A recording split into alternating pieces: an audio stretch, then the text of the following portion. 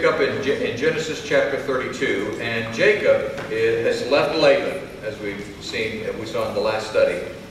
He spent the last 20 years of his life working for Laban. He has his family now, and they're headed back to face his past, essentially. He's going back to where his parents lived. And when he left his home, originally 20 years before this time, his brother Esau had wanted to kill him because he had tricked Esau into giving him the inheritance. And so he knows now he's got to go back and face the music. So he's going to go back and face Esau. He's going to go back and face his father, who he actually deceived into giving him the blessing, which gave him the authority over the family.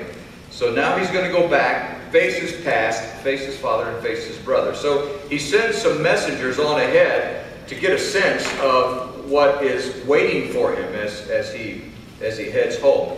And in Genesis chapter 32, we pick up with verse 3. Jacob sent messengers ahead of him to his brother Esau in the land of Seir, the country of Edom. He instructed them, "This is what you're to say to my master Esau. Your servant Jacob says, I have been staying with Laban and have remained there till now. I have cattle and donkeys, sheep and goats, men servants and maidservants. Now I am sending this message to my Lord that I may find favor in your eyes." Now he's trying to just open the door and say, "Okay, Esau, how are things, buddy?" And just hoping, trying to make some connection here, see if we can kind of maybe work some things out, because I want to make things right with you. And what do you think, pal? And so the response, these men go out and they actually contact Esau, and the response is absolutely deathly frightening. It's in verse 6. When the messengers returned to Jacob, they said, "We went to your brother Esau, and now he's coming to meet you, and 400 men are with him." I don't know what the Hebrew word is, but it's basically, yikes. Now, this chapter is the transforming event in Jacob's life.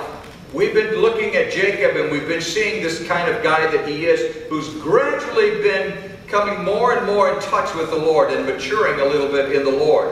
And we saw how he went through it. He deceived his father, and he deceived his brother, and his mother was part of it, and she sends him off, and he goes and he works for Laban. He's deceived by Laban. He gets married to Rachel, and that's a deception. And now he marries Leah, which is a deception. Then he marries Rachel, who he really wanted to love, and there was some conflict between the two of them. Leah thinks that he doesn't really love him, and now he's working an extra number of years for Laban, and Laban thinks that he's been stealing from him, and he obviously has not been. And Laban reneges on a bunch of things, keeps lowering his wages, and it's just been a very difficult life. Does that sound somewhat familiar to you? Like things just don't seem to go your way? And so he decides, and God says to him, it's time to go back. Time to go back to the homeland. And so little by little, he's been growing in the Lord, and he's been experiencing these things with God. Little lessons that he's learning along the way. And so he's growing somewhat. There is some maturity going on in Jacob's life. But in this chapter is where the real turnaround comes, where Jacob finally gets totally, bluntly honest with God. And it happens in a crisis. Now, I hate to say this, but generally the real turnaround for life comes around in a crisis. Doesn't have to be that way, but generally it is. And in all my years in the ministry and working with people in their families and the difficulties that they're going through, I often tell them, look, your son, your daughter, your wife, your husband, your mother, your father, they're not going to turn around until there's a real crisis in their life. That's what it takes too many times. It doesn't have to be that way, but generally it is. Something brings us to the end of our road. We're at the end of life, as it were, as we know it. And we don't know what else to do. And we hit the bottom of the barrel and we don't know what to do. Marcia and I have just been dealing with this somewhat with a family issue over the past few years. And it just seemed like things got worse and worse and worse. And it just finally seemed like there was this real crisis in this family member's life. And I remember telling Marcia, I said, no, he hasn't even started. He hasn't even gotten to the bottom yet. He's just found the barrel he's swimming in. He hasn't even close to the bottom yet. And I'm afraid that that's true. It breaks my heart, but that's the way things seem to happen. The crisis brings us to that point where we are at the end of ourselves, we're flat on our back, looking up to God. And so that's what happens to Jacob. Jacob realizes he is in major trouble. He's left Laban, he's out there in the middle of the desert, headed back toward the homeland, and Esau is coming after him with 400 men, far more than Jacob has. And by the way, if you'll recall in our study in Esau, Esau was a guy of the country. He was a man's man, you know, and he was, I mean, his 400 men, believe me, they were warriors. They weren't just guys that were out partying. This was not a fraternity get-together. This was a battle that was ready. Jacob saw a battle ensuing. So, this is this transforming event in Jacob's life. And in this chapter, we discover some amazing insight to personal crisis. How we normally handle it, and how God wants us to handle it.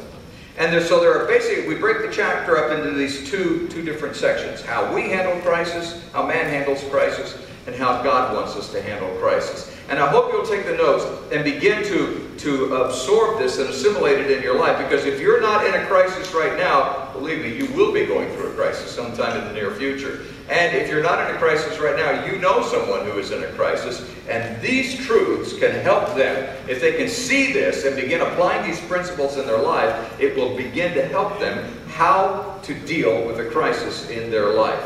All right, so how does man normally handle crisis? We see that in Jacob's life. Jacob begins handling it man's normal way. The first thing that he does is he looks for an escape. Wouldn't you? Uh-oh, time for me to get out of here. Time for me to figure out a way to get out of this mess. Genesis chapter 32, verses 7 through 8. In great fear and distress, Jacob divided the people. Now he has a plan. He divided the people who were with him into two groups, and the flocks and the herds and the camels as well. He thought, if Esau comes and attacks one group, the group that is left may escape. So now he has this plan. I'm willing to give up 50% of what I've got here, you know, so at least some people can escape. And so there is this escape hatch. There's this escape plan. Man, generally, when he faces a crisis, starts immediately planning and scheming, figuring out a way to get out of the mess. Let's run as far as we can away from the problem. In our study that we did a few months ago on picking up the pieces, one of those things, one of those 11 steps that we talked about getting away from the crisis or dealing with crisis in your life, one of those was learn to take small steps. Generally what happens when we're in a crisis, we want to run as fast as we can away from the crisis. And that's not always the right answer. Sometimes we need to take small steps within God's will. But Jacob, as most people do, begins to plan a route of escape. And he begins to devise this plan to get away from the crisis. The second thing that we do is we start panic praying. Panic praying. Verses 9 through 12. Then Jacob prayed, O God of my father Abraham, God of my father Isaac, O Lord, who said to me, go back to your country and your relatives, and I will make you prosper. I am unworthy of all the kindness and faithfulness you have shown your servant. I had only my staff when I crossed this Jordan, but now I have become two groups. Well, he became two groups because he started taking matters into his own hands. But verse 11, save me, I pray, from the hand of my brother Esau, for I am afraid he'll come and attack me, and also the mothers with their children. God, the mothers, think of the mothers and the children, God. That you said, I will surely make you prosper, and I'll make your descendants like the sand of the sea, which cannot be counted. And oh God, well, I'm in so much trouble. Why won't you come down and help me? And please help me, oh God. It's just like this is, okay, God, what are you going to do about this? Do you notice the tone of Jacob's prayer? It's all me, me, me. It's all about me. And it's only through your word